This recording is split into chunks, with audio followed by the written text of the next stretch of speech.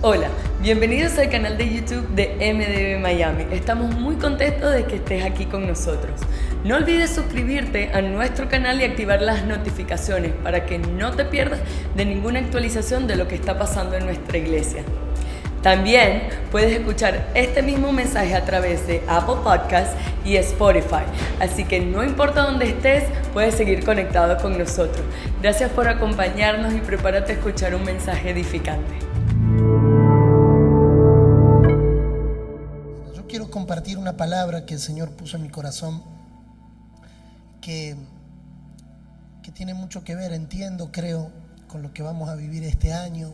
Y uno siempre recibe la palabra primero, porque primero te predica uno y después de predicarla, entenderla, uno puede ponerla en palabras para compartirla. Quiero compartir un tema que tiene por título Configurados a la vida corporativa. Cómo Dios toma nuestra desconfiguración. El pecado lo que hace en la vida del hombre es desconfigurarlo al diseño de Dios.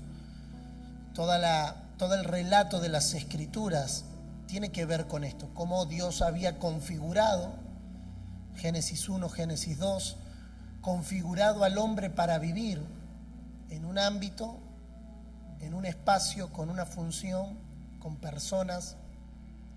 Y nosotros vemos Génesis 1 y Génesis 2, la configuración.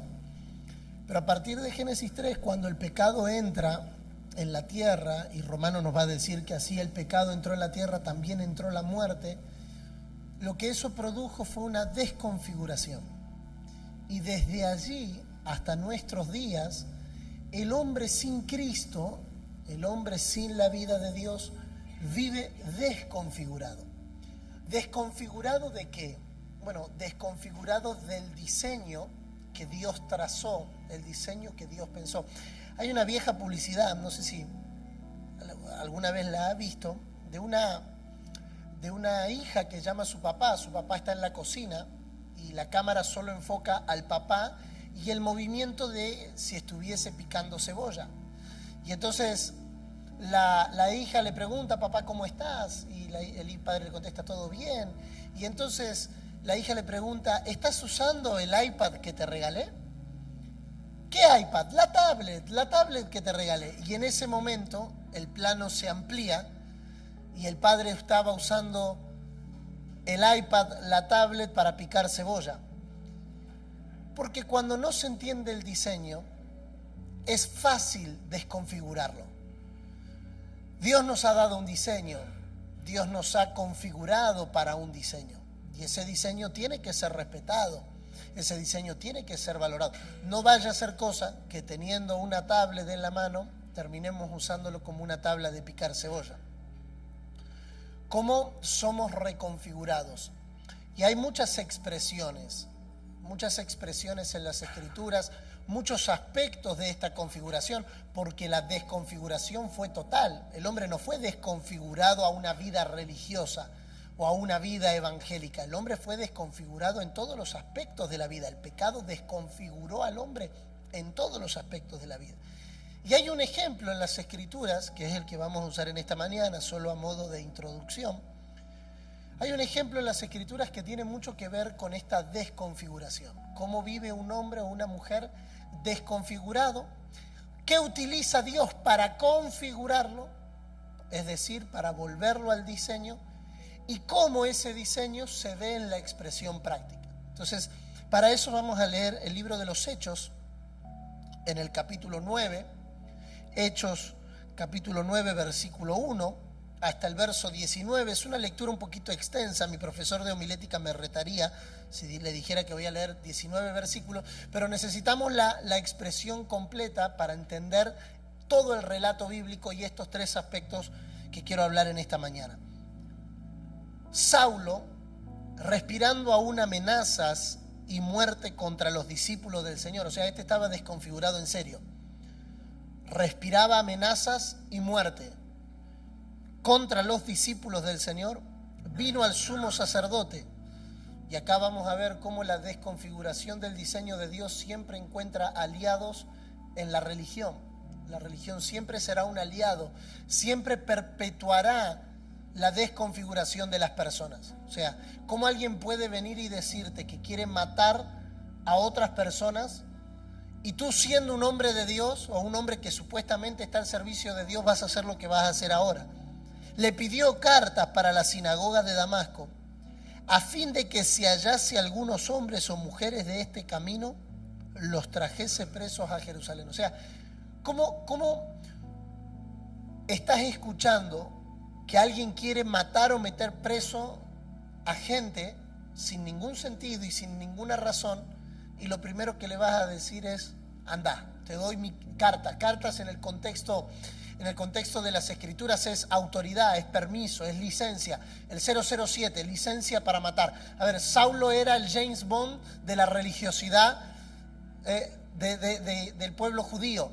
Él tenía licencia, nadie lo podía tocar, tenía inmunidad para meter preso, inmunidad para matar.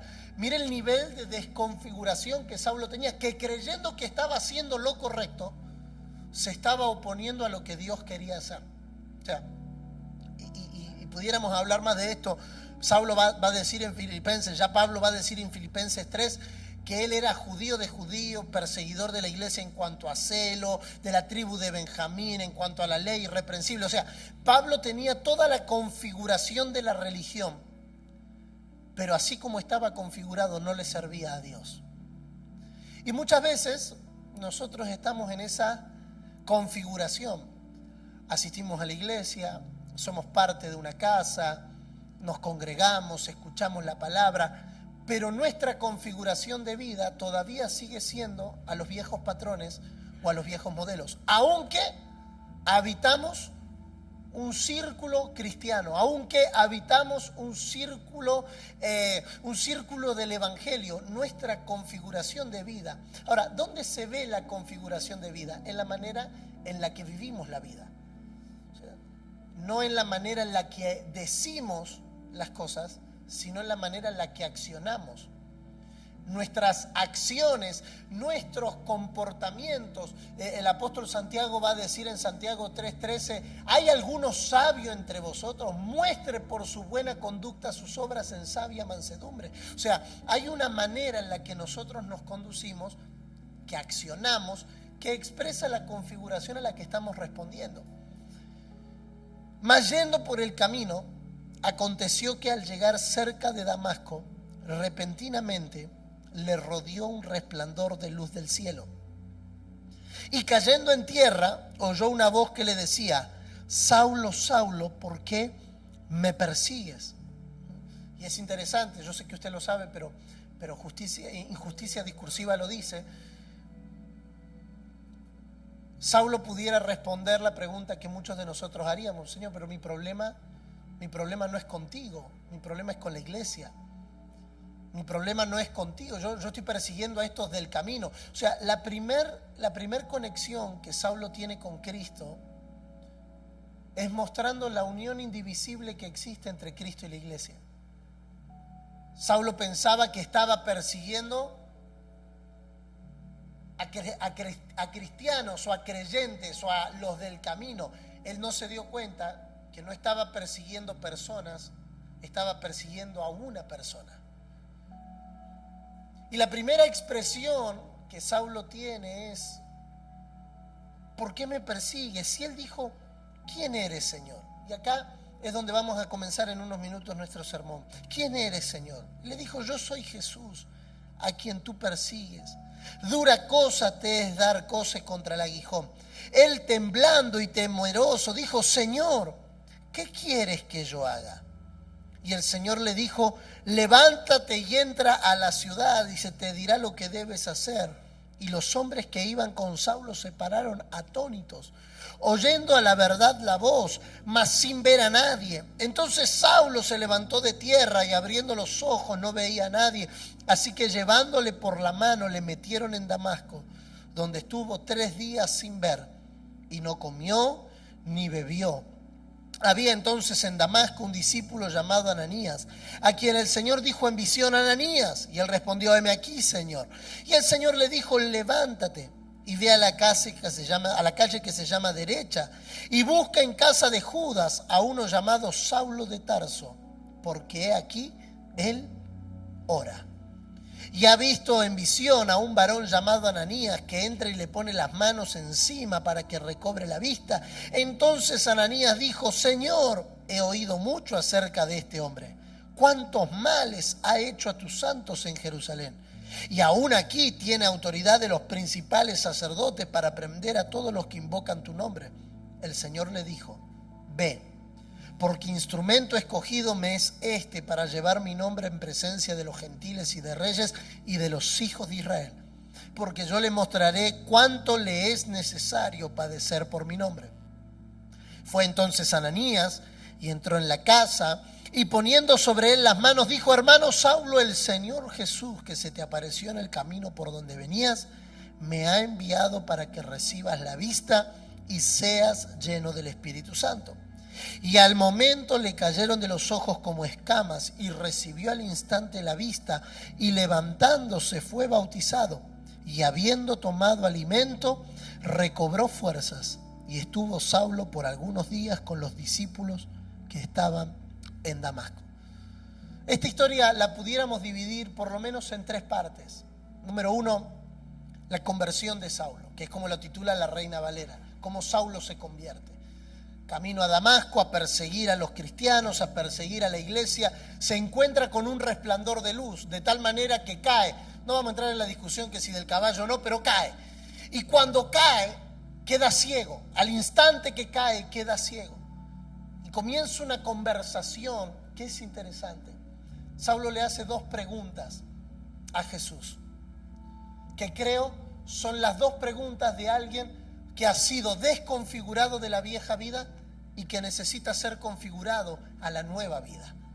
Dos evidencias de que alguien está experimentando el nuevo nacimiento, pero no el nuevo nacimiento por levantar la mano y aceptar a Cristo, el nuevo nacimiento como la decisión a despojarme de todos los parámetros, de todas las malderas, de todos los moldes de la vieja vida, de la vieja creación, y aceptar la configuración de la nueva vida. Saulo tiene que ser desconfigurado. Diga conmigo, por favor, desconfigurado. Desprogramado. Ahora, estamos hablando de alguien que no era, diríamos en Argentina, no era un chico de los mandados, no era cualquier persona. Estamos hablando de alguien que tenía conocimiento, estamos hablando de alguien que tenía estructura, estamos hablando de alguien que tenía cierta influencia y cierto peso, pero cuando se encuentra con el Señor, toda su configuración tiembla.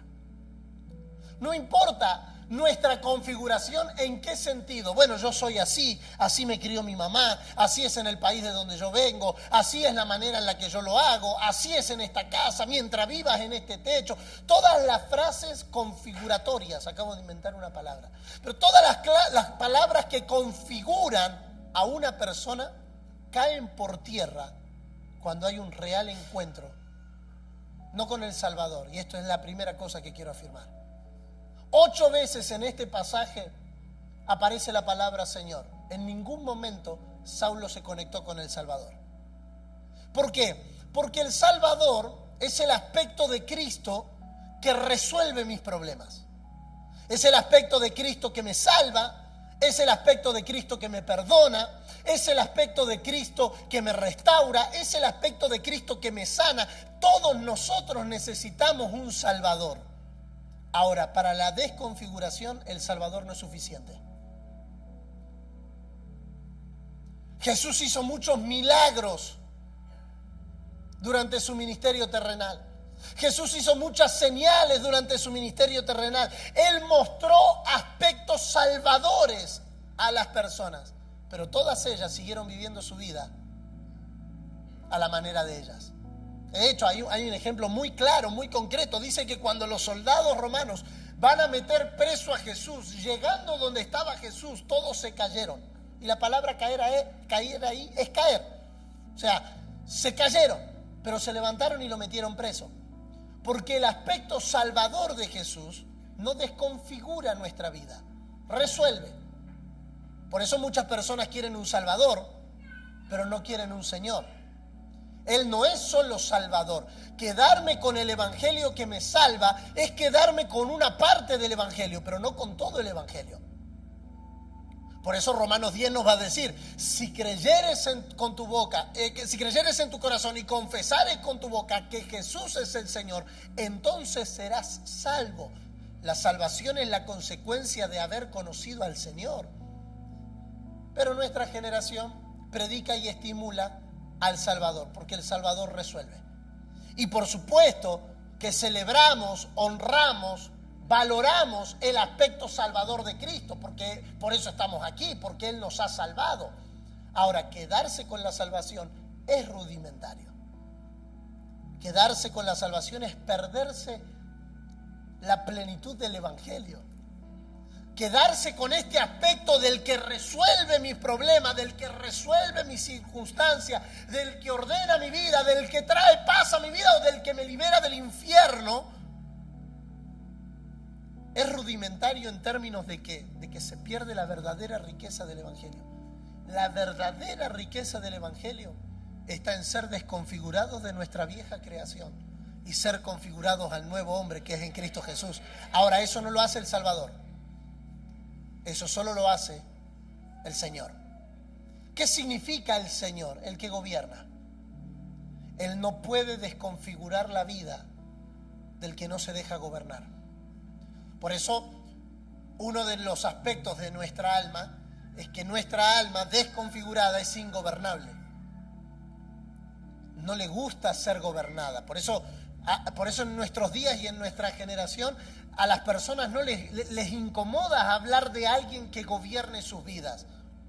Por algo que vamos a atacar en esta mañana juntos, si el Señor nos permite, que es el individualismo o la independencia.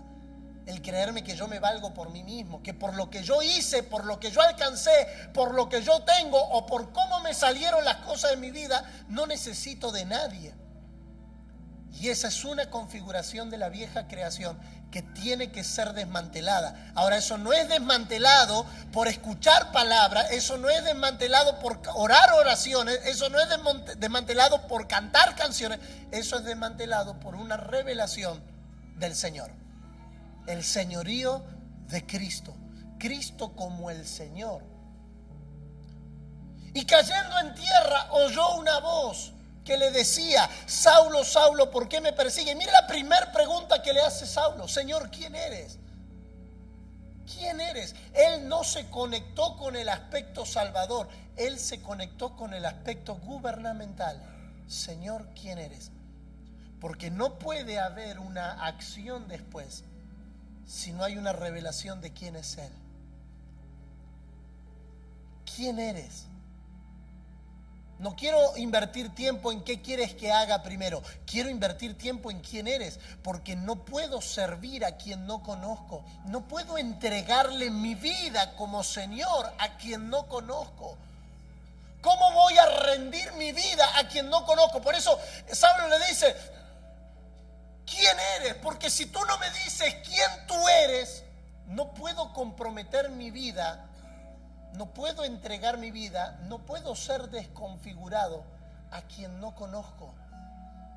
Ahora, lo interesante es la respuesta de Jesús. Porque Jesús le dice: yo soy Jesús, a quien tú persigues. En otras palabras, tú perseguías lo que habías oído de mí.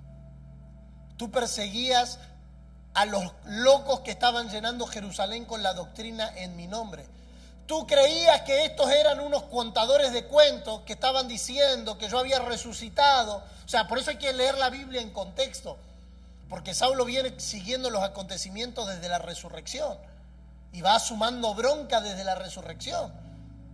Solo que ahora el que para la tradición judía los romanos se habían robado el cuerpo, los discípulos estaban diciendo que no, que él había resucitado, que había aparecido durante 40 días a ellos.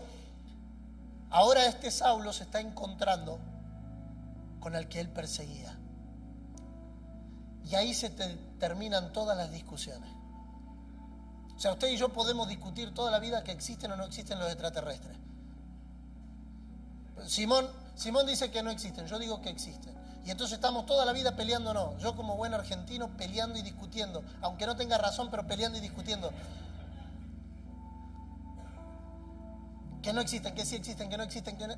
Hasta que alguno de los dos traiga o no traiga un extraterrestre. O sea, si yo traigo a ET, ya no tenemos más discusión. Porque la evidencia mata la discusión. O sea, tú estás persiguiendo a alguien que no conoce, pero ahora que lo conoces... Tú vives configurado a una manera, Saulo, que crees que es la correcta. Porque esto hay que decirlo, Saulo no pensaba que estaba equivocado. Saulo pensaba que estaba haciendo las cosas bien. Justo como algunos de nosotros. Pero si yo hago todo bien, ¿por qué me sale todo mal? Es que hacer todo bien sin conocerlo a él es seguir viviendo con Adán en la cama. Es seguir viviendo con el enemigo adentro. El hacer todo bien, Saulo para él estaba haciendo todo bien. Era celoso, era perseguidor, era fariseo de fariseo, era irreprochable en cuanto a la ley. Él creía que estaba haciéndole bien a Dios. Y Jesús se le tiene que aparecer para decirle, lo que vos crees que está bien, no me sirve para lo que yo quiero hacer. Y entonces, en dos preguntas, vemos a un hombre que estaba configurado de una manera a ser reconfigurado. Primero el conocimiento del Señor. ¿Quién eres, Señor? Entonces lo primero que deberíamos de afirmar en esta mañana, como para dar, como dice el apóstol Juan, proverbios gobernantes, es: no puedo ser configurado a la expresión de quien no conozco. Esto no se trata de dogmas, esto no se trata de principios morales, esto no se trata de hacer o de no hacer cosas, esto se trata de un conocimiento. ¿Quién eres, Señor? Ese Señor, ese quién eres, Señor, lo pone a Saulo en un nivel de sumisión, a un nivel de entrega, a un nivel de gobierno que un tipo como Saulo no estaba acostumbrado a experimentar. Saulo hacía lo que quería, tenía a los pies la sangre de Esteban, el primer mártir de la iglesia, y él seguía respirando muerte. O sea, no le bastó con la muerte de Esteban, él quería más. Y le dijo: yo soy Jesús, a quien tú persigues, dura cosa te dar cosa contra el aguijón. Y ahora el Saulo que respiraba muerte, ahora el Saulo que respiraba amenazas, ahora el Saulo que quería meter preso a todo el mundo, mire cómo se encuentra. Él temblando y temeroso. Por eso él después nos va a decir: ocúpense de la salvación con temor y temblor, porque él sabe, él tuvo la experiencia de lo que produce un encuentro con el señorío de Cristo, temor y temblor. Ahora el que tenía una configuración de vida, ahora el que ya tenía una vida armada, ahora el que ya tenía una vida establecida, ahora el que ya sabía cómo hacer todo, ahora se encuentra temblando y temeroso. Claro, para nosotros son historias, pero si pudiéramos verla en el sentido más amplio de la expresión, no se me vienen personajes de nuestros días o contemporáneos. Creo que cada uno le pudiera encontrar según su contexto, pero imagínense en una persona que muestra completa seguridad todo el tiempo, completa determinación todo el tiempo, completa, yo sé hacer las cosas, yo sé cómo se hace, yo sé vivir la vida, yo sé pastorear, yo sé liderar, yo sé hacer empresas, yo sé hacer dinero, sé trabajar. De repente se lo encuentra tembloroso y temblando. La experiencia de alguien que ha tenido un encuentro con el Señor. No sé cómo hacer. No sé cómo hacer lo que antes sabía cómo hacer. Dijo: Señor, ¿qué quieres que yo haga? Dos preguntas. La primera: ¿quién eres, Señor?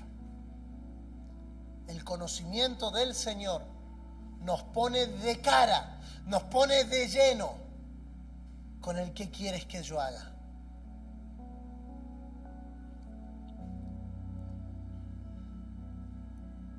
Y acá es donde yo me hago las preguntas mías, propias de mi interpretación. ¿Qué le costaba a Jesús decirle lo que quería que haga? O sea, si partimos del plano que el Señor no es improvisado, que en su presciencia Él conoce todas las cosas, que si se le está revelando a Pablo es porque Él ya sabía lo que quería hacer con Pablo. O sea, no es que Dios le dijo, me voy a revelar a ti, espérame 5 minutos que me tome un café y te cuento qué quiero hacer contigo. O sea, si Él no es improvisado, si Él sabe todas las cosas, ¿por qué a este gran Saulo que acaba de tener un encuentro con Él le va a decir lo que le va a decir?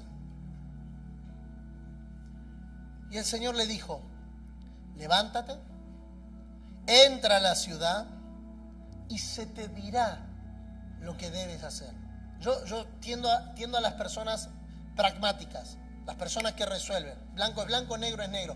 Si él ya sabía, si él sabía que le iba a ser instrumento escogido para predicarle a los reyes, a los judíos, a los gentiles, ¿qué le costaba decírselo ahí? ¿Qué le costaba ahorrarle a Pablo la entrada a Damasco y los 3 días ciegos? Es que lo que el Señor quiere enseñarle a Saulo y nos quiere enseñar a nosotros es muy importante de destacar. La orden es clara: levántate, entra a la ciudad y se te dirá lo que debes hacer. ¿Qué le está mostrando el Señor a Pablo en esta nueva configuración? Que aquí tú no tienes trato directo conmigo, sino es a través del cuerpo.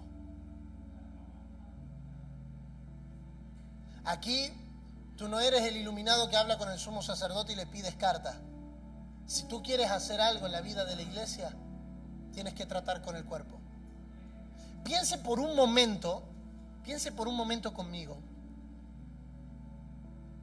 en la humillación que el Señor tiene que traer a un hombre que estaba acostumbrado a tratar con los principales,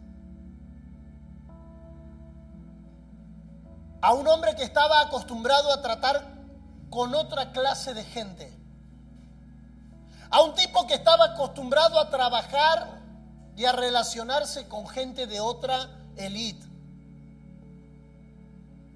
Se le está pareciendo el Señor mismo. O sea, no le predicó Pedro, con el respeto que merece Pedro. No le predicó Santiago o alguno de los otros discípulos. El mismo Señor le predicó. Pero el mismo Señor nos muestra que ni Él mismo viola el principio del cuerpo. Y entonces le dice a Saulo: Saulo, levántate, entra a la ciudad y lo que se te va a decir no va a venir por mí. O sea, nosotros vemos que Dios tiene que hablarle a Ananías, decirle a Ananías, que Ananías se levante, que vaya, que le diga a Pablo. ¿Por qué no se lo decía directamente? Es que el señorío de Cristo a lo primero que nos conduce es al cuerpo. Lo primero que el señorío de Cristo, o sea, ¿cómo sé que Cristo es mi Señor? Bueno, en primer lugar porque le conozco, en segundo lugar por mi conexión con el cuerpo. Por mi conexión con el cuerpo. No hay manera de tener un conocimiento pleno de la voluntad de Dios separado del cuerpo. Y los hombres que iban con Saulo se pararon atónitos y oyendo a la verdad la voz, mas sin ver a nadie. Entonces Saulo se levantó de la tierra y abriendo los ojos no veía a nadie. Por favor, piense conmigo en esto. Yo sé que estoy haciendo mucha interpretación, pero piense conmigo en esto. No veía a nadie, así que llevándolo por la mano lo metieron en Damasco. ¿Sabe lo que es para un hombre autosuficiente como Saulo que lo tengan que llevar de la mano? Mi abuelo, el papá de mi mamá, era no vidente. Por un accidente había perdido la visión. Él ya falleció hace muchos años, pero cuando le preguntábamos cuál era su mayor enojo con ese accidente que tuvo, la respuesta de él era siempre la misma: mi incapacidad para moverme por mí mismo. Y él había desarrollado muchas capacidades que para nosotros son anormales. O sea, abrían la puerta y él ya sabía quién era por el olor de quien entraba. Tenía un conocimiento, no le podías cambiar los muebles de lugar porque ya había acostumbrado a configurar su vida al orden que se había establecido. Entonces él sabía que la mesa estaba acá, que la ropa estaba de este lado, que el baño estaba allá.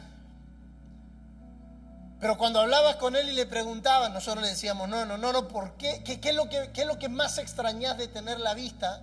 Él decía esta frase: no necesitar de nadie. Porque cuando él salía, o a mi abuela, o después a la persona que lo cuidaba, o a las hijas, o a nosotros los nietos, nos tenían que agarrar para que lo guiemos, porque no podía valerse por sí mismo. Te doy este ejemplo para que pienses en la humillación que le produjo a Saulo el Señor. Un hombre que solía valerse por sí mismo. Un hombre que podía valerse por sí mismo. Ahora depende de otros para entrar a la ciudad.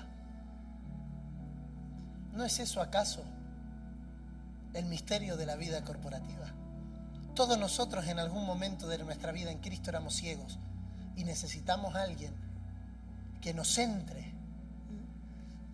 La mayoría de nosotros llegamos a la iglesia por alguien.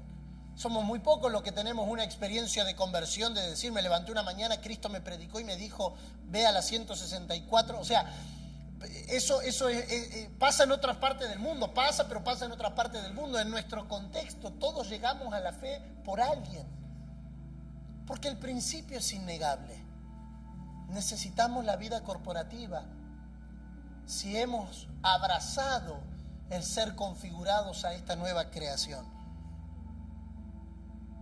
Y ahora dice que llevándolo por la mano lo metieron donde estuvo 3 días sin ver. Esos 3 días no tenemos el tiempo para explicarlo porque quiero hablar de otra cosa. Pero esos 3 días son los 3 días que todos necesitamos. La muerte, la sepultura y la resurrección. El momento donde somos completamente anulados de nuestro yo, anulados, desconfigurados de nuestra vieja creación, porque ahora Pablo va a experimentar el verdadero llamado del Señor, pero no puede caer el verdadero llamado en gente que no ha sido desconfigurada. Dios no puede confiar su plan en gente que no ha renunciado. Por eso usted y yo vamos a ver muy frecuentemente en el lenguaje apostólico: dejen la vieja vida, hagan morir las cosas de la carne, mueran a las cosas terrenales, despójense. Pablo experimenta estos 3 días y no comió ni bebió. Y ahora viene el verso 10. Había entonces en Damasco un discípulo llamado Ananías. Ananías aparece 2 veces en las Escrituras, solo 2 veces. En esta historia y en Hechos capítulo 26, donde Pablo está contando la misma historia. O sea, este personaje que vamos a ver ahora no aparece nunca más. Pudiéramos decir que en términos del relato bíblico se vuelve insignificante. Pasa desapercibido. No sabemos si plantaba iglesia, no sabemos si fue apóstol, no sabemos si se apartó, no sabemos nada. Solo sabemos lo que vamos a leer ahora.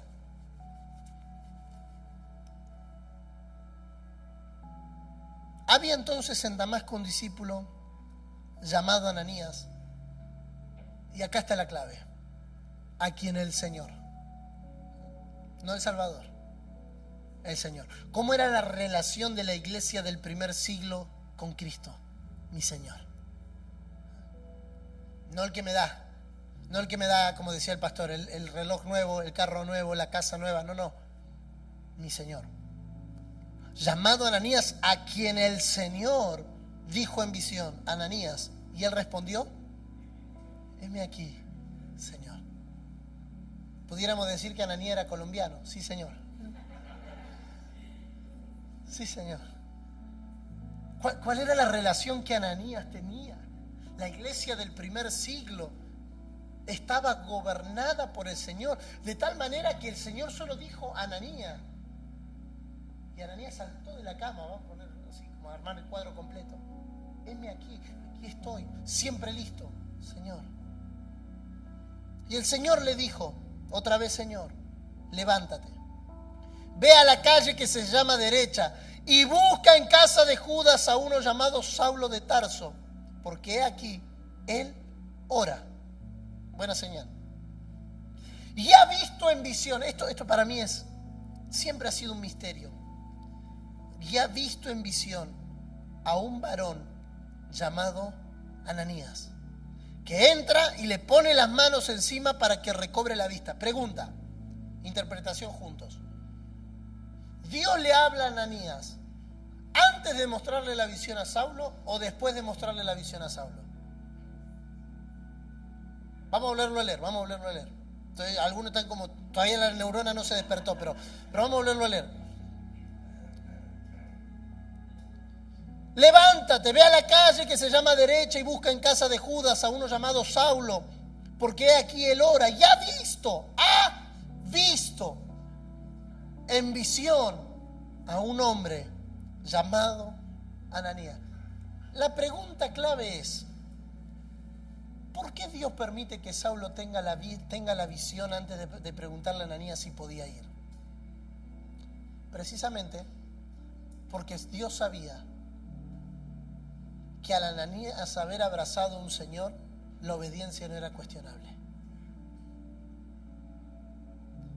Cuando Él es mi Señor, Él puede comprometer mi nombre sin preguntarme. Pablo le dice a Filemón, te he escrito confiando en tu obediencia, sabiendo que harás mucho más de lo que yo te estoy pidiendo. ¿Cómo tú puedes decirle eso a una persona a menos que sepas que se ha encontrado con el Señor? La evidencia del señorío de Cristo en nuestras vidas es en una obediencia que no se cuestiona. Una obediencia incuestionable. Si Ananías fuese uno de nosotros, Ananías, levántate, porque aquí le mostré a Pablo en visión que un hombre llamado Ananías, si fuese alguno de nosotros, dije, Señor, lástima que no me preguntaste. Porque si me hubiese preguntado, te hubiese dicho que justo esta semana, y está complicado. Justo esta semana, el lunes tengo trabajo, el martes tengo visita al médico, el miércoles llevo a los chicos al parque, el jueves, y mira, yo creo que pudiéramos estar hablando así como en términos de acá a 3 semanas, contá conmigo. ¿Cómo Dios puede comprometer a un hombre sin preguntarle? La respuesta es muy sencilla. Es que para ellos, Él no era algo más en la agenda. Él era el Señor de la agenda. ¿Será acaso que Dios puede interrumpir nuestros planes porque confía en nuestra obediencia más allá de nuestra propia agenda? Porque no dice que Ananías no nos dice nada de Ananías. No sabemos si trabajaba, si no trabajaba, si estaba en la casa, si estaba en el trabajo. No nos dice absolutamente nada. Mismo caso pasa en el capítulo siguiente y no tenemos el tiempo de leerlo, con Pedro y Cornelio.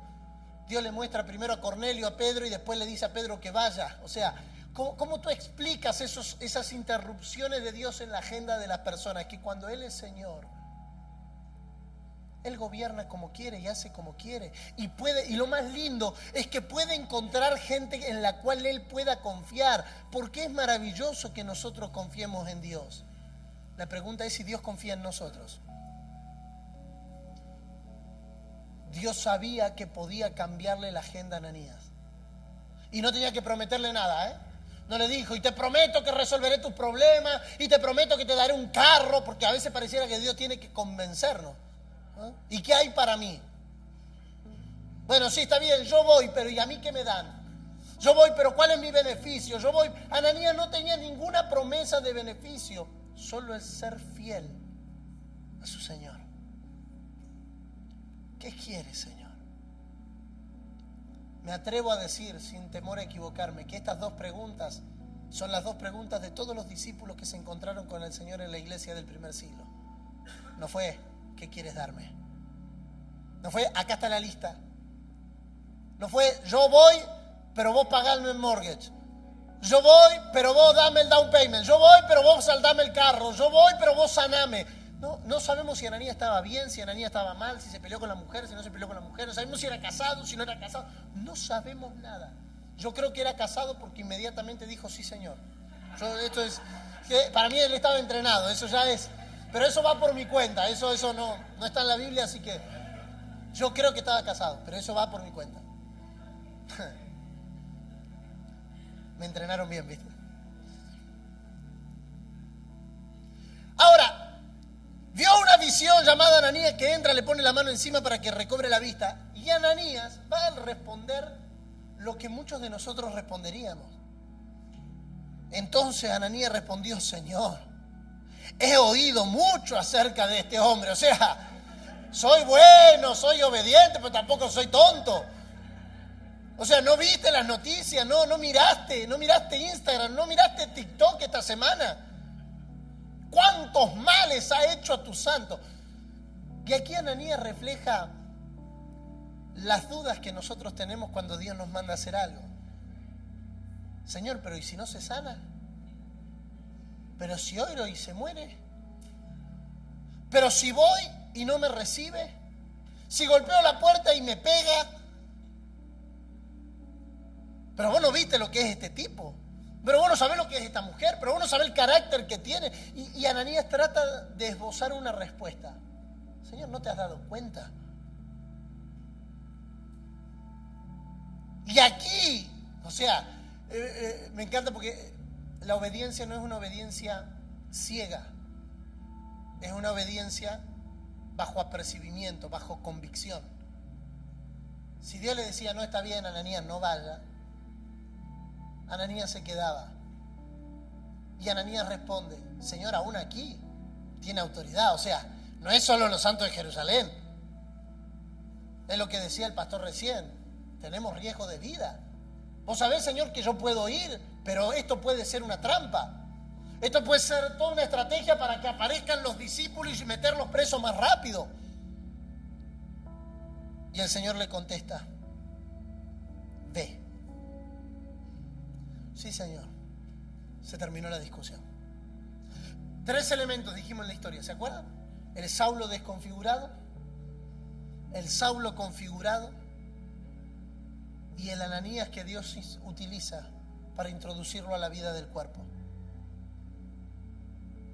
Dios tiene que tratar con el orgullo de Pablo como tiene que tratar con el nuestro.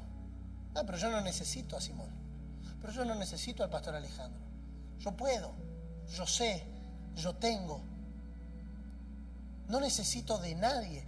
Y ese es un orgullo que muchos de nosotros arrastramos de nuestra vieja creación, arrastramos de nuestra vieja configuración. No, pero necesitas buscar ayuda. No, yo puedo. No, yo sé. No, yo sé cómo salir, yo sé cómo terminarlo, yo sé. Y llega un momento que uno tiene que hacer el reconocimiento de alguien que está siendo configurado a la nueva creación. Solo no puedo. Necesito a mi esposa, necesito a mis padres, necesito a mis amigos, necesito gente que me acompañe, porque ese es el principio de la nueva configuración. Ninguna familia subsiste sola. Ayer mencionábamos en la congregación Salmo 68, 5. Padre de huérfanos, defensor de viudas, es Dios en su santa morada, pero no se queda solo allí. El verso 6 dice, Dios hace habitar en familia. Él no es solo padre de los huérfanos y los deja huérfanos, no, Él es padre de huérfanos, Él es defensor de viudas, pero a ninguno los deja solo. Los hace habitar en familia. La figura más fuerte que la iglesia tiene no es una entidad legal, no es un auditorio, por más maravilloso que sea. El espíritu gobernante de la iglesia es en la familia, no la familiaridad, pero sí la familia. Sí el lugar donde somos estimulados, que es como vamos a cerrar. Sigue en 45, nunca se movió. Aleluya. A ver si a vos no te lo pones. Okay. O sea, si se empieza a mover desde ahora no pasa nada, porque me quedan 45, o sea, estoy bien. Tenía muchas cosas para decir, pero vamos a ir un poquito más rápido. No existe tal cosa como Él es mi Señor, pero ese señorío desconectado del cuerpo. Hay un pasaje extraordinario en Efesios 3. Pablo diciendo, por esta causa doblo mis rodillas delante del Padre, de quien toma nombre toda familia, la que está en los cielos, la que está en la tierra, para que sean capaces de comprender. Y dice algo que es interesante: para que habite Cristo por la fe en vuestros corazones, a fin de que arraigados y cimentados sean en amor, sean capaces de comprender con todos los santos. No existe tal cosa como Cristo vive en mi corazón, pero no necesito todos los santos. No. Hoy es una moda. Aquí, en Estados Unidos y en cualquier parte del mundo donde usted vaya, el yo no necesito a nadie. Yo no necesito a la iglesia, porque tengo a Cristo y con Cristo tengo todo. Y no necesito de la vida corporativa. No me hagan trampa. No. Ahora me ponen que me pasé por 9 minutos. No. Resetea eso no es así, porque ni siquiera llevo 40 minutos arriba de la plataforma. Sos bravo, sos bravo.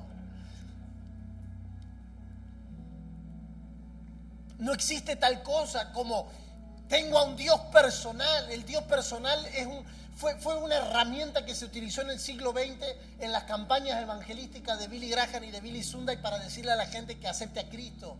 Pero no existe ni doctrinalmente ni teológicamente un Dios personal, porque Él es Dios de toda la tierra. No es Dios personal. Él no es Dios del individuo. Él es Dios de un cuerpo y de toda la creación. No existe un Dios para mí, y un Dios para el pastor, y un Dios para Simón, y un Dios para mi esposa. No existe un Dios separado.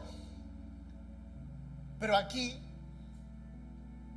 es donde debemos de experimentar la mayor reconfiguración.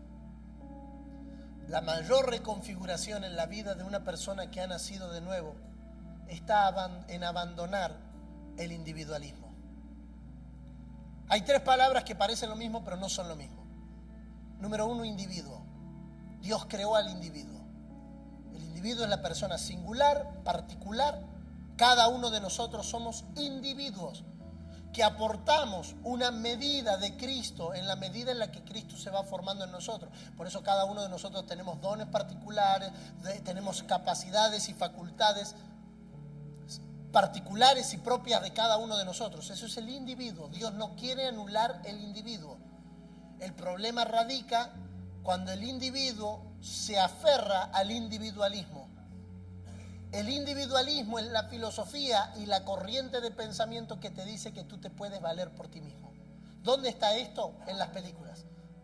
Por ejemplo, si a usted le gusta la saga de Marvel, usted va a ver que el mayor desafío que tienen los superhéroes es dejar de ser individuos y ser parte de un equipo. O sea, todos funcionan bien separados, porque esa es la filosofía. Por eso usted va a ver que la mayoría de los superhéroes que nosotros idolatramos no tienen ni padre ni madre, ¿no? Batman se queda huérfano cuando es niño. Superman viene a la Tierra desconectado de Krypton, ¿era verdad? Yo soy muy malo para los... O sea, todos se desarrollan en un contexto donde lo que importa es el individuo. Por eso aparecen los Avengers. Y el desafío es que todos esos individuos vengan a ser parte de un cuerpo. Mire, es lo mismo que pasa en la vida de la iglesia. Esa es la Biblia según San Jonathan. Primera de Marvel, capítulo 4.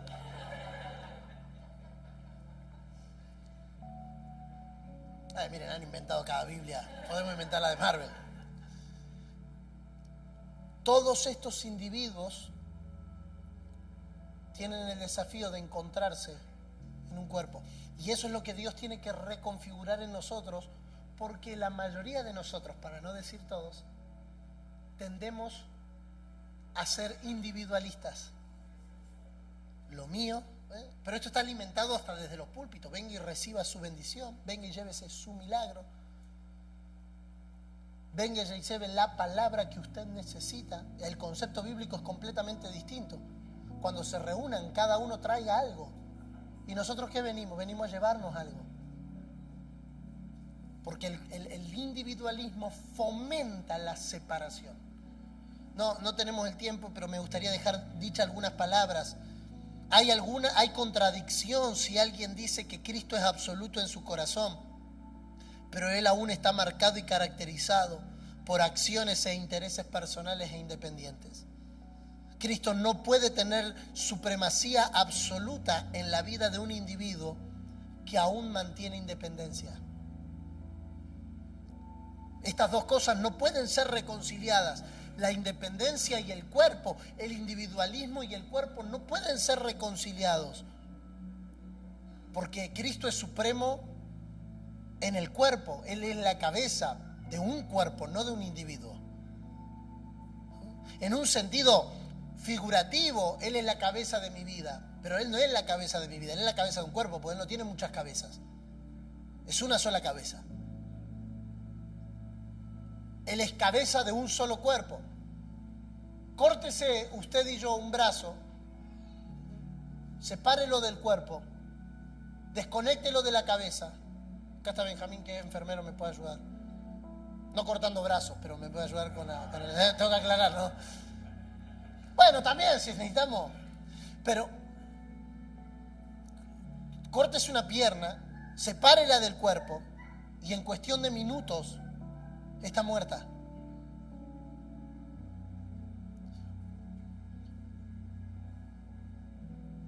Ahora, tenga parte del cuerpo que esté desconectado de la cabeza y estará muerto igual. Porque lo que hace a la vida no es estar en un cuerpo, lo que hace a la vida es estar conectado a la cabeza, dentro del cuerpo. O sea, el único lugar donde las manos caminan separadas del cuerpo es en los locos Adams, en la familia Adams. Y a veces somos medios locos, pero no tan locos como para que los miembros caminen con las manos. El señorío de Cristo nunca me desconectará del cuerpo. Por eso nadie que abrace el señorío de Cristo puede sostener la independencia como forma de vida. Es el cuerpo en el lugar donde soy suministrado. Es el cuerpo en el lugar donde soy confirmado. Es el cuerpo en el lugar donde soy puesto en una posición mayor, donde soy nutrido, afirmado, confrontado, corregido, estimulado al amor.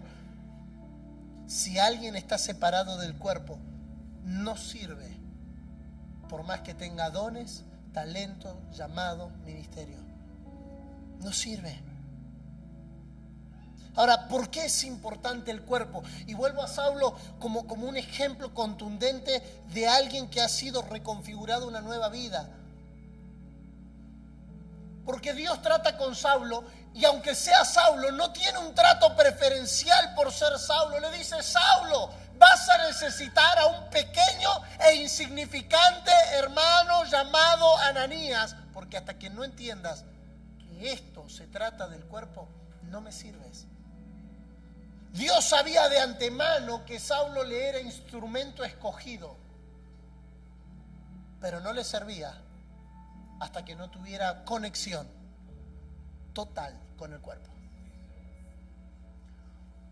Usted y yo no le servimos a Dios como individuo. Es maravilloso, Dios nos ama individualmente, pero no le servimos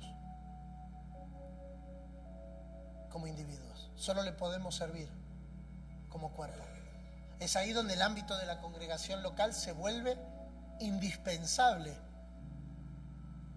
para esta tarea. ¿Por qué el cuerpo de Cristo es importante? ¿Por qué es importante el cuerpo? Número uno, porque representa su victoria. Ustedes y yo sabemos que la iglesia es el nombre que Cristo toma en su resurrección. La iglesia en la mente de Dios fue eterna, pero en su irrupción en el tiempo apareció después de la resurrección de Cristo. El cuerpo de Cristo tomó forma post-resurrección. Por lo tanto, mientras el cuerpo de Cristo está en la tierra, es una expresión vigente, es un recordatorio, es un anunciador de esa victoria en la cruz. El diablo ve al cuerpo y cuando ve al cuerpo recuerda que ese cuerpo lo venció en la cruz. El cuerpo es una representación, es un recordatorio a los principados, a las potestades, a las huestes espirituales de maldad, pero al mismo tiempo a cada uno de nosotros de que Cristo venció. Ahora, déjeme aterrizar esto, todavía sigue en 45, pero déjeme aterrizar esto en por qué es necesario el cuerpo. ¿Por qué Este Saulo que se conecta con el señorío de Cristo, que conoce al Señor, que es desconfigurado de una vieja vida y ahora vuelve a ser configurado una nueva vida, necesita de un pequeño llamado Ananías. Y me gustaría dejarle estos 3 principios. Si usted quiere recordarlos tomando nota sería maravilloso, y si no, recordándolo por lo menos en su mente. ¿Por qué es necesario el cuerpo? Número 1, el cuerpo es necesario para la plena comprensión de Cristo. Plena comprensión de Cristo. Ningún individuo, ni individuos aislados y desligados pueden alcanzar la plena comprensión de Cristo. No existe manera de que alguien conozca la plenitud de Cristo, que alguien comprenda la plenitud de Cristo separado del cuerpo. Puede tener un conocimiento parcial, puede tener un conocimiento limitado, puede tener un conocimiento pequeño, pero solo hay mayor comprensión de Cristo cuando valoramos el cuerpo. Número 2, el cuerpo es necesario para el pleno crecimiento de Cristo. Usted y yo en forma individual jamás alcanzaremos la medida completa de la estatura de Cristo. Por eso Pablo nos va a aclarar en Efesios 4:13, hasta que todos lleguemos, porque no hay manera de que un individuo llegue a la plenitud de Cristo y considerarlo pleno en Cristo. No importa cuántos años de evangélico tenga, no importa cómo sea su vocabulario, no importa ni siquiera su madurez individual, porque su madurez individual, si es medida con la inmadurez del cuerpo, es hallada como inmadurez. No, pues yo ya soy maduro en Cristo, sí, pero que si el que está a tu lado no, Dios no juzga en términos corporativos, no en términos individuales. No, yo ya llegué, el resto que vea cómo alcanza. Oh, yo ya lo entendí, el resto, bueno, que se las aguante, no puedo andar explicándole todo a todo el mundo. Y entonces Dios dice, eres un inmaduro. Porque el cuerpo se mide por los más débiles. El eslabón que nos mide, según Pablo en Romanos capítulo 13 y 14, es que somos tan fuertes, estamos tan maduros o hemos alcanzado tanto como el que recién se añade a la vida de la fe. No somos medidos en términos individuales en cuanto a madurez. Somos medidos en términos corporativos, porque el cuerpo es necesario para el pleno crecimiento de Cristo. Y número 3, el cuerpo es necesario para la plena manifestación de Cristo. Suena bonito decir voy a expresar a Cristo, pero la plena manifestación solo es vista en un cuerpo. La plena expresión solo es vista en un cuerpo. Y déjenme cerrar leyendo, y le voy a pedir que me acompañe a leer Jueces capítulo 18, verso 27 y verso 28. Jueces capítulo 18, verso 27 y verso 28. ¿Cuál es el enemigo número 1 de la vida corporativa? ¿Cuál es el enemigo número 1 de la vida que se disfruta en las relaciones interpersonales, en la edificación de la iglesia, en la comprensión de Cristo? Diga conmigo, por favor, aislamiento. Esta historia que vamos a leer es más larga, pero vamos a dejarnos solo 2 versículos. Dice: y ellos, llevando las cosas que había hecho Micaía juntamente con el sacerdote que tenía, llegaron a Laís, al pueblo tranquilo y confiado, y los hirieron a filo de espada y quemaron la ciudad. Pero mire el verso 28, porque el verso 28 explica por qué los hirieron y los quemaron. Y no hubo quien los defendiese, porque estaban lejos de Sidón y no tenían negocios con nadie. Mira, hay otra versión que no la busqué, creo que es la TLA o alguna de esas, que dice no tenían vínculos con nadie. no estaban relacionados con nadie. Y la ciudad estaba en el valle que hay junto a Bet Rehob. Luego reedificaron la ciudad y habitaron en ella. El pueblo de Lais era pacífico, era seguro, era reposado. Podía decirse que estaba en una excelente condición externa. Tenían recursos y aparentaban estabilidad. Muchas veces, como algunos de nosotros. ¿Estamos bien? ¿Cómo está tu hermano? ¿Estamos bien? ¿Cómo está el matrimonio? Bien. ¿Cómo está la finanza? Ahí vamos. ¿Cómo está el trabajo? Perfecto. Y entonces las condiciones externas muestran un pueblo tranquilo y confiado. El verso 7 del mismo capítulo suma una palabra a tranquilo y confiado, y es la palabra ocioso. Un pueblo tranquilo, ocioso y confiado. A veces no nos damos cuenta, pero somos un poco como Lais. Estamos tranquilos, confiados, más estables. Ahora estamos mejor que antes. No, si usted me hablara hace 5 años atrás o hace 3 años atrás, la historia sería otra, pero ahora estamos mejor.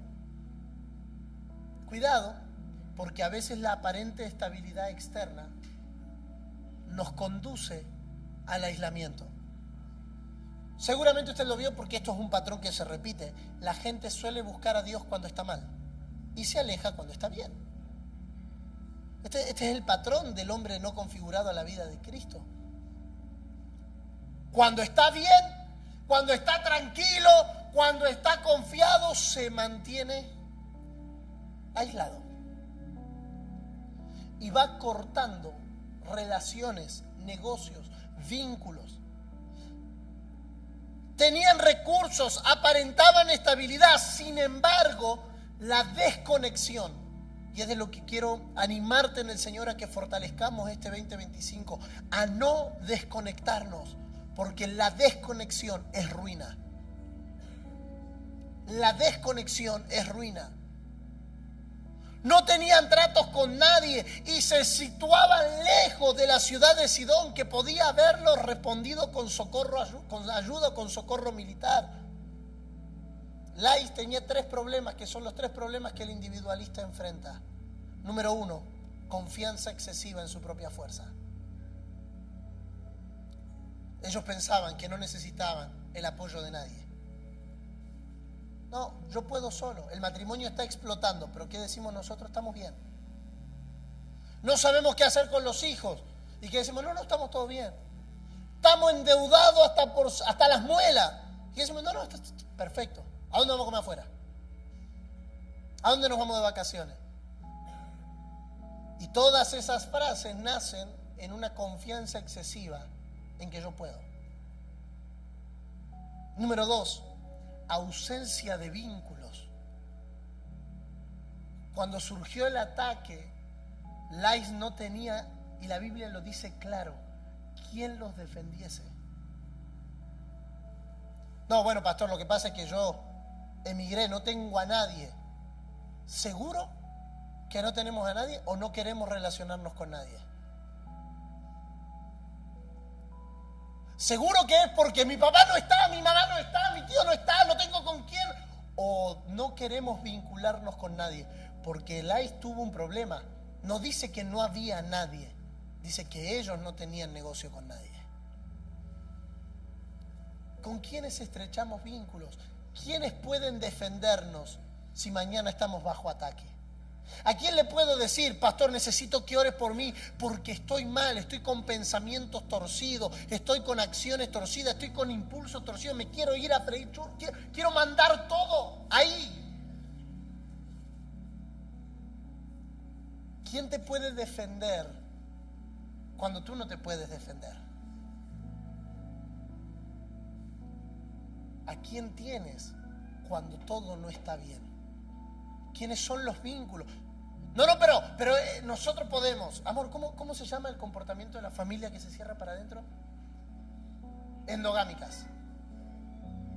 Familias que solo se relacionan entre ellos. Y está bien que tengamos buena relación familiar, pero en el día de ataque necesitamos gente que pueda responder por nosotros. Gente que pueda venir a casa cuando nuestros hijos no nos den atención. Mi papá siempre nos dijo esto: busquen gente.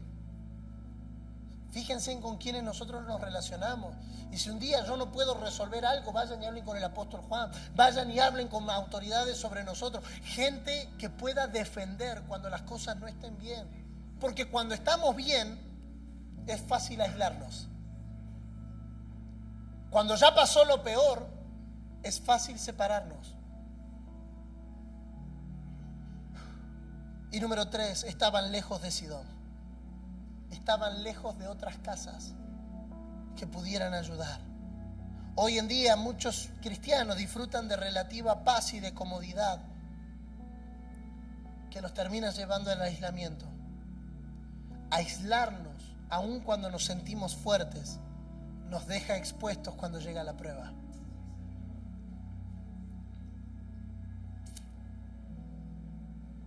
¿Cómo evitamos el aislamiento? Quiero dejarte con 5 cosas muy concretas. ¿Cómo evitamos el aislamiento? Número 1, valora la comunidad donde Dios te puso. No somos perfectos, no tenemos todo lo que quisiéramos, no lo hacemos como quisiéramos, pero somos una comunidad. Una comunidad que es familia, a su manera, con los entredichos de las familias. Con el tío que no te cae bien, con la tía que no te cae bien, con la tía que hace preguntas incómodas. Pero para muchos de nosotros es el único lugar donde podemos sentirnos familia. Valora la comunidad, reconoce que somos miembros los unos de los otros. Un creyente aislado es más propenso al desaliento. Número 2, participa de la vida corporativa. Asiste a las reuniones, algo que les pedimos a la persona en todos lados. Asiste, congrégate, dale prioridad, no por la palabra solamente, no por el hecho de que creemos que la palabra que nosotros predicamos es la mejor palabra del mundo. Asiste porque nos hace bien abrazarnos, encontrarnos. Lo decía el pastor recién, la presencialidad nos hace bien. Asiste. Jesús sanó a un centurión, al siervo de un centurión a la distancia, pero el Espíritu Santo solo fue derramado en los que estaban en común, a los que estaban reunidos en un lugar. Involúcrate en servir. ¿Cómo puedo servir? ¿En qué puedo servir? ¿Qué puedo hacer? No esperes solo que te lo pidan, ofrécelo, porque no hay mayor involucramiento en la vida corporativa que el querer servir, que el querer ser parte. Número 3, fomenta relaciones fuertes. No basta solo con asistir, es crucial edificar. Invita a alguien a comer a tu casa, abre tu casa para que otra persona llegue. Ah, no, pastor, pero mi casa es mi casa. Sí, pero si no hay apertura, no hay construcción de relaciones. Es muy difícil construir una relación viéndonos 2 horas a la semana. No, pero él no come lo que a mí me gusta. Bueno, una vez en la vida. ¿Has sobrevivido a la comida de tu esposa cuando recién te casaste? ¿Puedes sobrevivir a la comida que no te gusta? Fomenta relaciones sólidas. Si no vino Juancito a la reunión, mándale un mensaje, pero que no sea porque tienes que hacerlo porque estás en el ministerio de la consolidación, sino porque te interesa la persona. Tal vez no vino porque no tenía gasolina. Entonces el próximo domingo puedes ir a buscarlo o llenarle el tanque. Has llenado el tanque para tantas cosas. No puedes hacerlo. Pero es el interés. No es la obligación. Porque todo lo que se hace por obligación cansa. Tienes que hacerlo porque eres el líder de la consolidación, de la recontra consolidación, de la red 4, del ministerio 5, de la cuarta jerarquía. Tienes que hacerlo. No, quiero hacerlo porque me nace hacerlo, porque me importan las personas, porque busco generar una relación, un vínculo que sobrevenga el momento de adversidad. Las personas que dejan de venir a la iglesia, en regla general, es porque se aislaron y nadie se dio cuenta. Porque nadie cayó en la casa con 2 bolsas de mercadería porque tal vez no tenía para comer. Yo te garantizo que la persona podrá cuestionar tu doctrina, podrá cuestionar lo que dice, podrá cuestionar hasta cómo te viste, pero no podrá cuestionar las obras de amor que has hecho para con ella. Podrá decir mucho de ti, pero no podrá decir que estuvo enfermo y no lo fuiste a ver, que estuvo desnudo y le llevaste vestido, que tuvo hambre y no le diste comida. Y encima es parte de nuestra tarea. Cuando lo hacen por mí, por uno de ellos, lo hacen por mí, dijo Jesús. Número 4, y oramos. Evita la mentalidad de independencia. Todos nosotros batallamos con pensamientos que nos hacen creer que nosotros podemos hacerlo solos. En momentos difíciles necesitamos personas a nuestro lado que nos ayuden. Eclesiastés lo dice, mejor son dos que uno, porque si cayeran el uno lo levantará. Mantente cercano. Número 5, mantente cercano a los Sidón. ¿Qué son los Sidón? ¿Qué representan los Sidón? Aquellos hermanos que van más adelante que nosotros. Aquellos hermanos que han alcanzado mayor madurez, mayor crecimiento. Mantente cercano. Mantente cercano a tus pastores, mantente cercano a los líderes, mantente cercano a personas que puedan asistirte. Estos días hablábamos con una pareja y le decíamos, busquen un 911 al que ustedes puedan llamar frente a cualquier emergencia. Discutimos mal, no nos queremos ni ver. Alguien que pueda intervenir. ¿No? La pregunta que hace el apóstol leyendo, ¿no hay un árbitro entre ustedes? ¿No hay alguien que pueda mediar y decir, hey, bajemos, esto no corresponde al Señor? Cuando las térmicas no saltan, ¿cuál es la llave de seguridad? ¿Cuál es la térmica general que corta todo cuando las de adentro no saltan? Mantente cerca. Y finalmente, para orar, el autor a los Hebreos va a exhortar a la iglesia y les va a decir, considerémonos unos a otros para estimularnos al amor y a las buenas obras. ¿Sabe? Esta palabra estimularnos la hemos compartido, justo la veníamos hablando con mi papá y con Miro después de la última ELA. El ser humano fue diseñado para responder a estímulos. Somos gente, personas que responden a estímulos. Pero no siempre respondemos a los estímulos correctos. Por eso el autor a los Hebreos les va a pedir a la iglesia, estimúlense. Si se van a estimular, estimúlense al amor. ¿Cómo, siglo XXI, cómo nos estimulamos al amor? Me desperté pensando en Juancito. Le mando un mensaje. Juancito, ¿cómo estás? Me desperté pensando, ¿hay algo por lo que pueda orar? Es un estímulo. No es una acción, es un estímulo. Es como cuando el médico te golpea la rodilla. Lo que busca generar es un estímulo, es una reacción. Y entonces Juancito te puede decir, gracias, no me está pasando nada. O puede responder al estímulo y decir, estoy pasando una semana fatal. Tal vez Juancito no hubiese respondido si no hubiese sido estimulado. Bueno, pero siempre me contesta lo mismo. Tranquilo, en algún momento el estímulo va a entrar. Y te dirá, hoy ora por mí porque estoy quebrado. Esta orden del apóstol, del autor, es importante de destacar. Estimúlense. A veces nos estimulamos al chiste, a la murmuración, al chisme, a la crítica. Estimulémonos al amor. Estimulémonos a las buenas obras. Y termina diciendo, no dejando de congregarnos, como algunos tienen por costumbre. El autor a los Hebreos sabía, y sería tema de otra prédica, el autor a los Hebreos sabía que la debilidad de la iglesia a la que él está escribiendo la carta no se debe a un problema doctrinal, se debe a un problema de relaciones.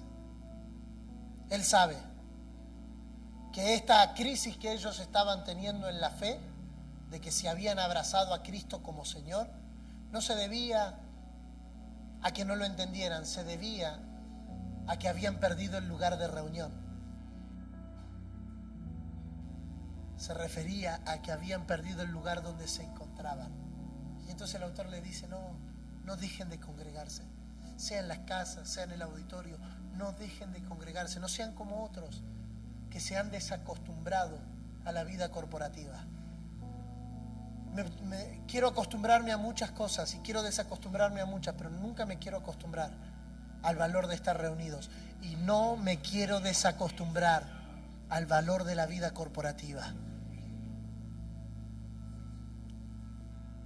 Este 2025 necesitamos avanzar más rápido, pero no lo podemos hacer como individuos. No sirve que lo hagamos como individuos. Hay un pasaje que nosotros los cristianos valoramos mucho, que es Josué capítulo 24. Josué diciendo: no importa lo que ustedes hagan, mi casa y yo serviremos al Señor. Y es como un escudito, una banderita. No importa los demás, pastor, pero mi casa y yo acá vamos a estar. No sirve. Porque Josué dijo mi casa y yo, y se perdió toda Israel. Porque Jueces 2:10 dice que se levantó después de Josué una generación que no conocía a Dios. Suena romántico, mi casa y yo serviremos al Señor. Pero eso no es una declaración de fe. Eso es la frustración de un líder que no supo resolver la vida corporativa. Y entonces dijo, ustedes hagan lo que quieran, por lo menos yo y mi casa serviremos al Señor. No es un estandarte de fe, es una vergüenza decir que tu casa y yo sirven al Señor, separados de la vida corporativa. Este año vamos a avanzar más rápido. Este año Dios nos necesita más rápido. Por eso nos está desconfigurando y nos está configurando. Por eso nos está removiendo de nosotros cosas que parecían que ya estaban resueltas, que parecían que ya eran temas asumidos, pero necesitamos una y otra vez exponernos al examen forense del Espíritu Santo para resolver cosas que nos están impidiendo avanzar a la velocidad que Dios espera que avancemos. A la velocidad que Dios espera que avancemos. Que avancemos 2 no es suficiente. Que avancemos 4 no es suficiente.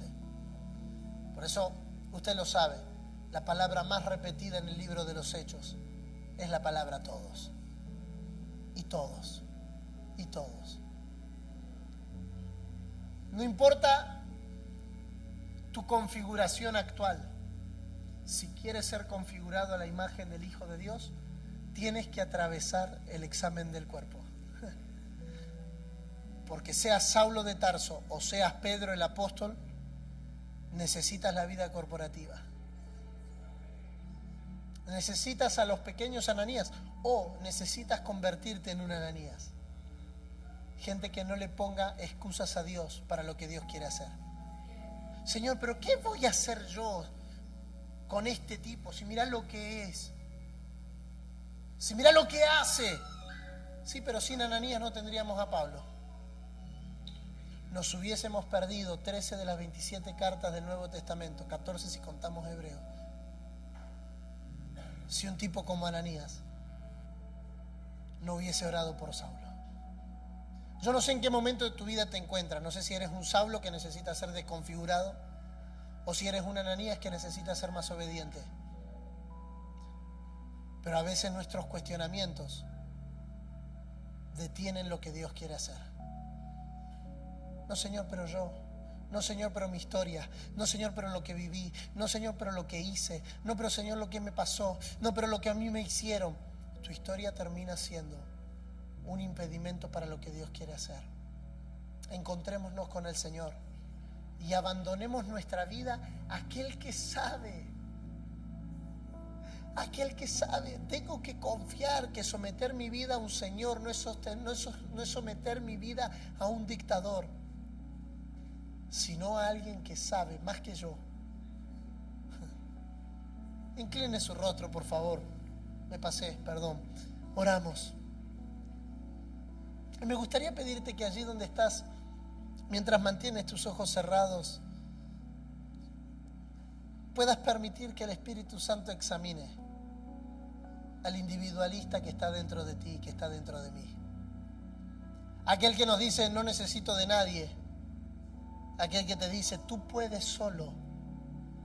Ve, congrégate, pero no te involucres porque ya has pasado por tantas cosas en la vida. Permítele al Señor que desconfigure tu vieja creación. que desconfigure aún los patrones de religiosidad, que desconfigure aún los patrones que te impiden vivir de acuerdo al plan, vivir de acuerdo al diseño, vivir de acuerdo a la idea de Dios. Señor, no queremos ser gente desconfigurada de tu manera de vivir. Queremos responder con todo lo que eso implica, con todo lo que eso representa, al que es el Señor de nuestras vidas. Señor, renunciamos a todo individualismo,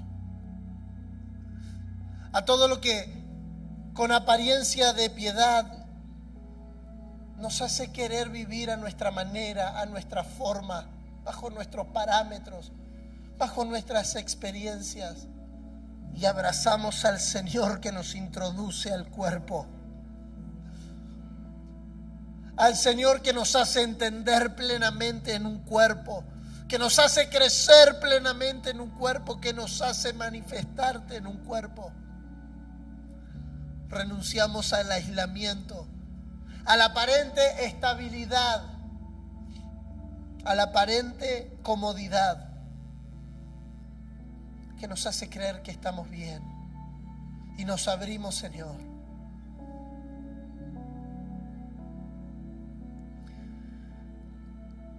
Espíritu Santo, permítenos atravesar la cruz. Permítenos ser trasladados a la dimensión que hay después de la cruz. Del otro lado de la cruz ya no somos muchos, somos uno. Del otro lado de la cruz es el único lugar donde se puede construir un cuerpo. Un cuerpo donde somos gobernados por una cabeza que es Cristo y operamos en un mismo sentir, en un mismo pensar, en una misma mente.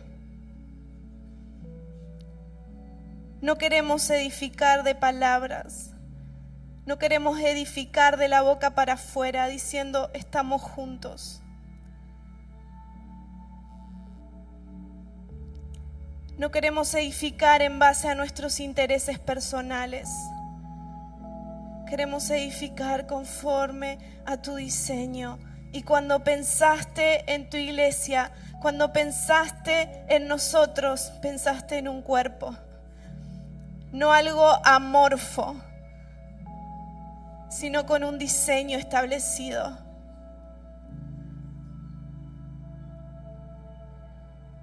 Espíritu Santo, abre nuestros ojos para comprender el valor que le has dado al cuerpo. Abre nuestros ojos para ver el diseño exacto, preciso que le has dado al cuerpo. Del otro lado de la cruz todo fue provisto. Del otro lado de la cruz sí se puede tener una misma mente. Atraviésanos, Espíritu Santo. Atraviésanos. Atraviesa lo más profundo de nuestro corazón como solo tú sabes hacerlo. Perdónanos si nos hemos enfocado en nosotros mismos. Perdónanos si nos hemos enfocado solo en nuestra familia. Perdónanos si nos hemos acomodado cuando tuvimos el ejemplo más grande de entregar a su único hijo. Te pedimos perdón, te pedimos perdón. Nos acercamos a ese trono de gracia y cambiamos el rumbo, cambiamos la dirección y decimos como Ananías, sin importar si estamos expuestos a la muerte, sin importar si somos sacudidos, sin importar si somos incomodados, decimos sí, Señor, sí, Señor, sí, Señor. Cada uno en su interior sabe qué cosas tiene que entregar. Cada uno en su interior sabe qué comodidades tiene que renunciar. Y hoy te decimos sí, Señor, sí, Señor, sí, Señor, sí, Señor. Sí, Señor, sí, Señor. Atraviesa nuestro interior. ¿Qué más quieres de nosotros? Todo es tuyo. Todo es tuyo. Todo es tuyo. Hay muchas personas acá que se mantuvieron escondidas, refugiadas, y no en Cristo, sino en comodidades, sino en inseguridades. Y hoy viene el Espíritu Santo a traer una libertad, una libertad. Comienza a expandir tu mente, comienza a ampliar tu visión. No es un texto bíblico, es nuestra realidad. Tenemos la mente de Cristo. Tenemos la mente de Cristo. Esa es nuestra realidad. Esa es nuestra realidad. Te rendimos todo, Señor. Estamos a tu disposición. Cuenta con nosotros. Cuenta con nosotros. Cuenta con nosotros. Que en este país no tenga que pasar como en el oriente, que tenés que aparecerte vos. Cuenta con nosotros, queremos ser tu voz, queremos ser tus manos. Cuenta con nosotros. Puedes ponerte sobre tus pies y buscar a alguien que no sea la persona que está a tu lado y tomar 20 segundos, 30 segundos para orar por él, para orar por ella, para estimularnos al amor y a las buenas obras. Que el Señor ponga en tu boca palabras de estímulo, palabras de ánimo, palabras de avance, palabras de crecimiento, palabras de expansión. Que el Señor ponga en ti. Vamos, abre tu boca, que este lugar se llene de oración. De los unos orando por los otros, de los unos declarando palabras de bien sobre los otros, de diciendo y alimentándonos, de nutrirnos, de fortalecernos, de recobrar fuerza, de recobrar vida de cuerpo, de volver a unir los miembros con el cuerpo y con la cabeza para que haya un suministro de vida. Un suministro de amor, un suministro de esperanza, un suministro de fe, un suministro de renuevo, un suministro de avance, un suministro de crecimiento. Para la gloria de Dios.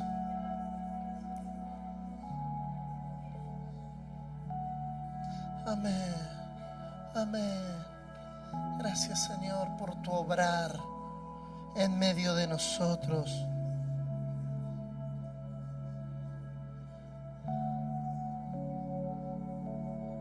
En el nombre de Jesús.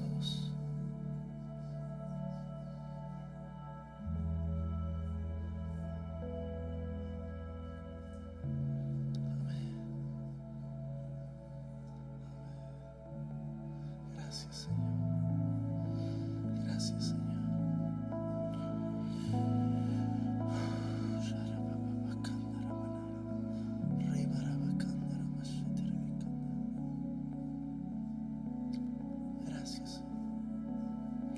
Gracias por la salud que viene en los próximos días, Señor. Gracias por la salud en el espíritu, en el alma, en el cuerpo. Gracias por la salud que viene en los matrimonios, en las familias, en la congregación, en las finanzas. Gracias por tu salud.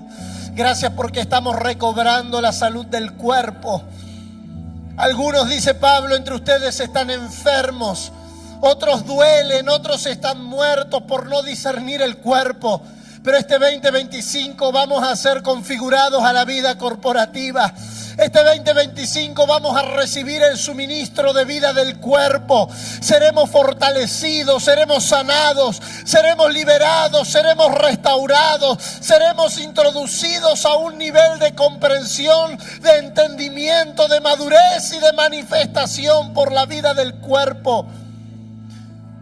Proclamamos, Señor, que todos los beneficios del cuerpo están disponibles para esta casa, están disponibles para este tiempo, están disponibles para esta estación. La salud espiritual, la salud en las emociones, la salud en el cuerpo, la salud en las finanzas. Las 4 patas de la mesa estarán fortalecidas por la palabra y por el suministro del cuerpo que es en Cristo Jesús. Gracias, Señor. Gracias, Señor. Sea hecho conforme a tu plan, a tu propósito y a tu diseño. Y por sobre todas las cosas, para tu gloria. Amén y amén.